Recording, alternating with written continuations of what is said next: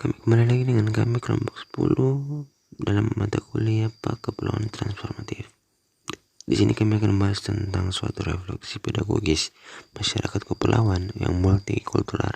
Dalam SMTPI, proses pembelajaran pengasuh dan anak asuh pada jemaat Gideon Nusuk Jenjang Anak Kecil 3.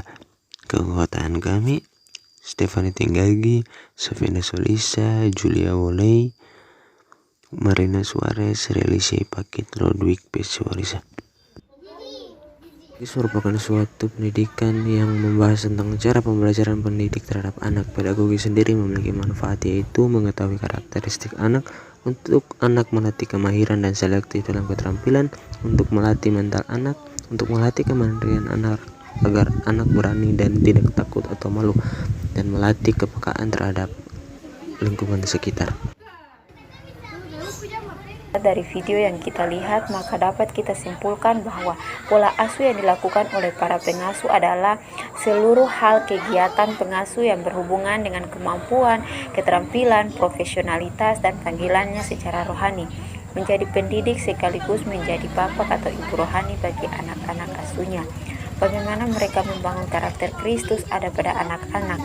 Pembinaan karakter Kristus pada anak-anak sangat terencana dan terlaksana dengan baik.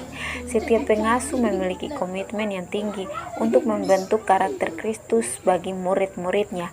Hal itu dimulai dari semua pengasuhnya sendiri yang sudah mengalami lahir baru, cinta akan firman Allah, dan hidup dalam doa dan pengharapan.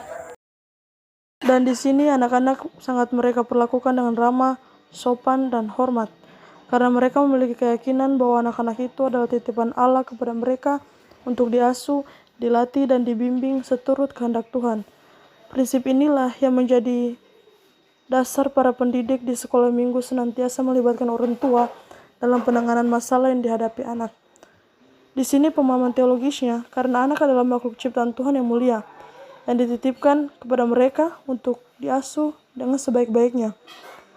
Sehingga melalui sikap-sikap para pengasuh yang ramah dan sopan, mereka berharap anak asuh mereka bisa melihat contoh dari mereka, dan mereka juga bisa bertumbuh dewasa dengan cinta kasih Tuhan. Dalam masyarakat yang kultural, menjadi seorang pedagogis atau pengasuh, ia harus bisa menerapkan beberapa metode pembelajaran agar semua anak dapat mengerti apa yang disampaikan. Karena terlepas dari latar belakang mereka yang berbeda-beda, mereka juga memiliki pemahaman yang berbeda satu sama yang lain. Dapat diterapkan beberapa metode pembelajaran sebagai berikut. Yang pertama, metode ceramah adalah cara mengajar sebagai pembentangan sesuatu pokok oleh guru. Artinya bahwa hanya guru yang berbicara, sedangkan murid-muridnya tinggal diam dan sebagai pendengar setia. Metode ini akan lebih efektif jika guru mempunyai bakat untuk membawakan pokok pelajaran dengan suara yang nyaring dan dengan bahasa yang menarik. Yang kedua, metode bercerita. Metode ini mengandung kebenaran dan menyampaikan sesuatu pelajaran yang penting bagi pendengar. Cerita harus mengikat perhatian dan gampang dimengerti. 3. Metode dialog adalah percakapan antara dua orang atau lebih.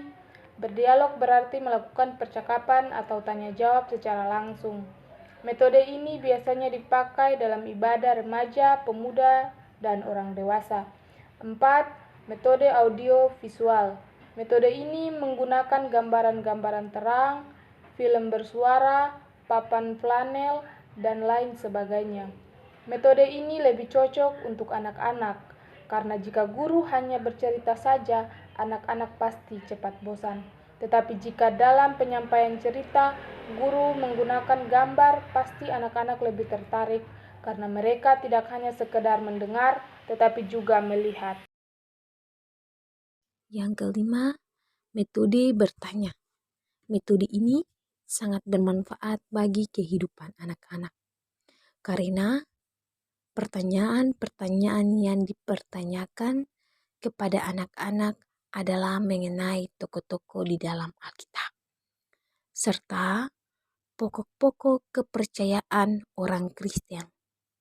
Hal ini, jika bertanya dengan terarah, dapat membimbing pikiran anak-anak kepada keinsafan dan pengertian tentang rupa-rupa perkara yang penting bagi perkembangan rohani mereka. Seperti pada proses pembelajaran pada video ini, di mana terjalin dengan baik hubungan timbal balik antara pengasuh dan anak asuh, yang terjalin interaksi yang baik saat pengasuh memberi pertanyaan anak-anak dengan penuh antusias menjawab pertanyaan tersebut, yang berarti pembelajaran yang terjadi sangatlah baik dan pengasuh juga memberi pelajaran dengan penuh kasih sayang dan melatih kepekaan anak terhadap pemeliharaan lingkungan.